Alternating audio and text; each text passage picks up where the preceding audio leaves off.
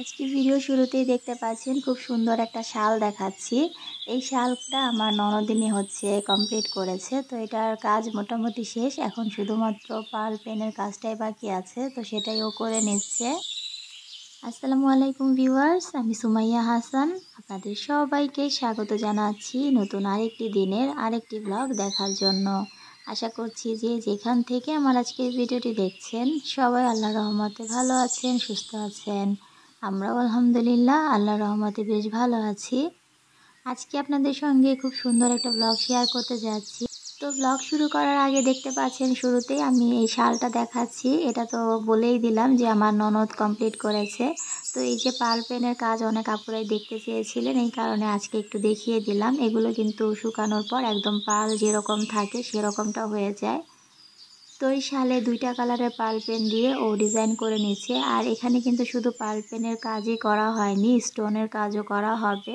পুরো শালটাতে স্টোন লাগানো হবে, সেই সাথে ফুল বা এই যেই ডিজাইনের অংশটা এই জায়গাগুলোতে পার্ল পেনের কাজ করা হচ্ছে। তো শালটা কমপ্লিট হওয়ার পর ফাইনাল লুকটাও আপনাদেরকে দেখিয়ে দিব। আর এই ধরনের হ্যান্ড প্রিন্টের কাজ যারা পছন্দ করেন বা নিতে চান তারা চাইলে পেজে যোগাযোগ করতে পারেন। পেজের লিঙ্কটা ডেসক্রিপশন বক্সে দিয়ে দেওয়া হবে।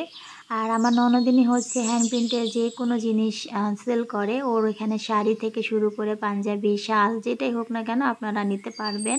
তো এই যে শালটার ফাইনাল লুকটা এখন আপনাদেরকে দেখাচ্ছি। শালটাতে কিন্তু আহামরি ওরকম গর্জিয়াস কোনো ডিজাইন করা হয়নি, খুবই সিম্পল রাখার ট্রাই করেছে। কারণ শাল যেহেতু এটাতে অনেক জমকালো ডিজাইন আসলে ভালো লাগবে না। তো এই যে শালটা পরেও দেখাচ্ছে, আমার তো ভীষণ রকম ভালো লেগেছে শালটা। আপনাদের কাছে কেমন লেগেছে অবশ্যই কমেন্ট করে জানাবেন। আর এখানে আমার ছোট্ট বাবাটাকে দেখতে পাচ্ছেন, সে এখানে আমার ব্যাগ নিয়ে মডেলিং করছে। এই ব্যাগটা আমি নিজে হাতে তৈরি করেছি।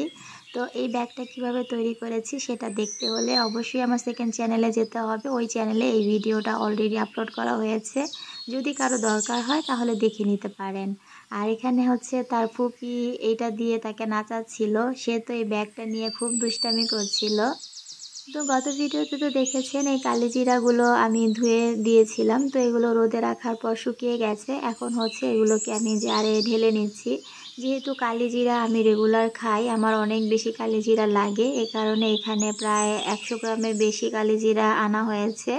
তো এগুলোকে ভালো করে ক্লিন করে আমি ধুয়ে নিয়েছিলাম। আর এখন এই জারটাতে ঢেলে নিচ্ছি। এটাতেই মূলত আমি কালিজিরাগুলো রাখি। তো এইগুলো করতে করতে বাবু কান্নাকাটি শুরু করেছে। ও আসলে শুয়ে থাকতে চাচ্ছিল না, এই কারণে ওকে এখানে নিয়ে আসলাম। আর আনার পরে দেখেন সব কিছু একদম ফেলে টেলে নষ্ট করে দিচ্ছে। তো মোটামুটি ট্রাই করছিলাম ওকে কোলে নিয়ে কাজটা করার, তবে ওকে কোলে নিয়ে কোনোভাবেই কাজটা করা যাচ্ছিল না। তো কি আর করার, বাধ্য হয়ে ওকে আবারও ওর ফুপির কাছে দিয়ে এসেছি। তো ওর কাছে অল্প সময় রেখে আমি ঝটপট এই কাজটা শেষ করে নিচ্ছি। আসলে ছোট বাচ্চা নিয়ে কাজ করা অনেক বেশি ঝামেলার। তো যদি আসলে সাপোর্ট করার মতো বা হেল্প করার মতো কেউ পাশে থাকে তাহলে কিন্তু কাজ করতে আর এত বেশি কষ্ট হয় না, আমাদের কাজগুলো অনেক বেশি সহজ হয়ে যায়। তো কিছুদিন পরে আমার ননদটা যখন থাকবে না তখন কিন্তু একা একা আমি কিভাবে কি করব সেটা ভাবতেই অনেক বেশি খারাপ লাগছে। তো যাই হোক, এখানে কালিজিরাটা আমার ঢালা হয়ে গেছে। আর বাবু যেহেতু অনেকগুলো কালো জিরা এখানে ফেলে দিয়েছে, তো রান্নাঘরটাও আমি ভালো করে ক্লিন করে নিচ্ছি। আর আজকে আপনাদের সঙ্গে সংসারের কাজকর্ম সেইভাবে আর শেয়ার করছি না, কারণ আমরা একটু বাইরে যাব। এই যে দেখতে পাচ্ছেন আমরা অলরেডি বেরিয়ে পড়েছি। তো এখানে সাজিদকে দেখেন কিভাবে তার ফুপির ব্যাগটাকে ধরে রেখেছে, এক হাত দিয়ে ওড়না ধরেছে আর এক হাত দিয়ে ব্যাগ ধরে রেখেছে। তো আমার বাবাটা মাশাল্লাহ এত বুদ্ধিমান যে কিভাবে শক্ত করে ধরে রাখতে হয় সেটাও ভালো করে জানে। তো আমরা মূলত বের হয়েছি একটা গিফট কেনার জন্য। সাজিদের ফুপি সাজিদকে একটা গিফট দিবে, তো সেটাই কিনতে যাচ্ছি। আর এই যে গিফটটা নিয়ে আমরা অলরেডি বাসায় চলে এসেছি। এই গাড়িটা ওর ফুপি ওকে গিফট করেছে। ফুপি বলতে ওর ফুপা ফুপি দুইজনের পক্ষ থেকেই গাড়িটা গিফট করা হয়েছে।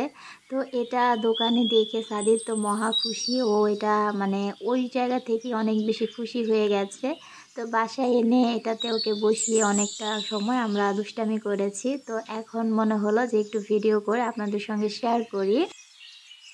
এই ছোট ছোট বিষয়গুলো আসলে ভিডিওতে শেয়ার করার একটাই কারণ, এগুলো আমার সন্তানের ছোট ছোট কিছু স্মৃতি বা আনন্দের মুহূর্ত ক্যাপচার করে রাখা।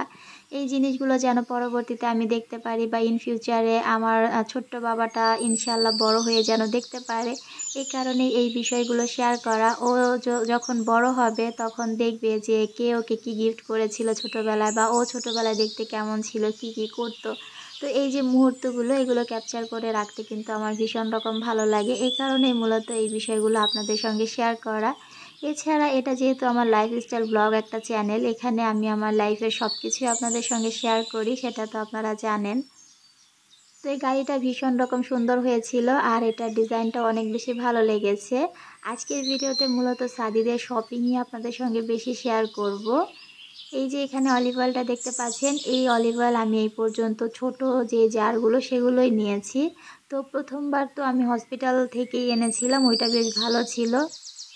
তবে পরবর্তীতে আমি অন্য একটা দোকান থেকে একটা অলিভ অয়েল এনেছিলাম। এই যে যেটা দেখতে পাচ্ছেন সেম এই অলিভ অয়েলটা এনেছিলাম, ছোটোটা 100 গ্রামের।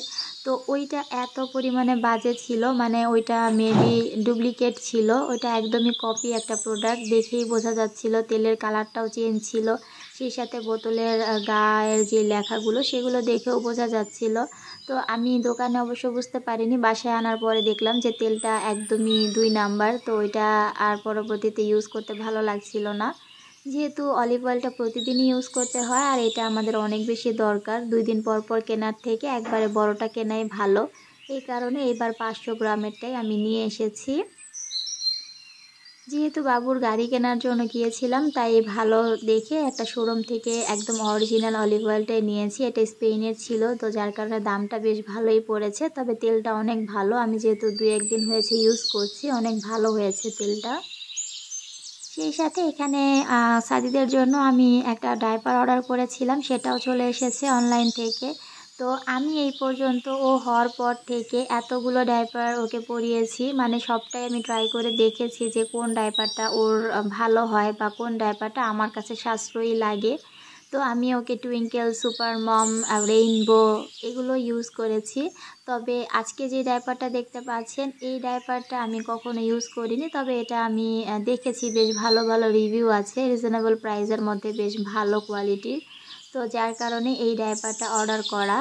এর আগ পর্যন্ত আমি ওকে টুইঙ্কেলের যে ডায়পার সেটা ইউজ করেছি, আপনারা দেখেছেন যে ওইটাই আমি 40 পিসের যেটা ওইটা আনতাম। তো ওইটা হচ্ছে 40 পিসেরটার প্রাইস পড়তো 700 টাকা। আর এখানে দেখতে পাচ্ছেন 60 পিসের প্রাইস পড়েছে আমার প্রায় 950 টাকা। সেই সাথে এটা বেল্ট সিস্টেম পাচ্ছি, আর ওইটা হচ্ছে প্যান্ট সিস্টেম ছিল। তো আমি মূলত বেল্ট সিস্টেমের ডায়পারটাই খুঁজছিলাম, আর এটা আমার কাছে মনে হয়েছে বেল্ট অনুযায়ী আর কোয়ালিটি অনুযায়ী দামটা বেশ রিজনেবল ছিল। যার কারণে আমি 60 পিসের ডায়পারটাই অর্ডার করেছি। আর এটা আমি অথবা.com থেকে অর্ডার করেছিলাম, যার কারণে ডেলিভারি চার্জটা আমার লাগেনি, আমি শুধুমাত্র প্রোডাক্টের দামটাই দিয়েছি।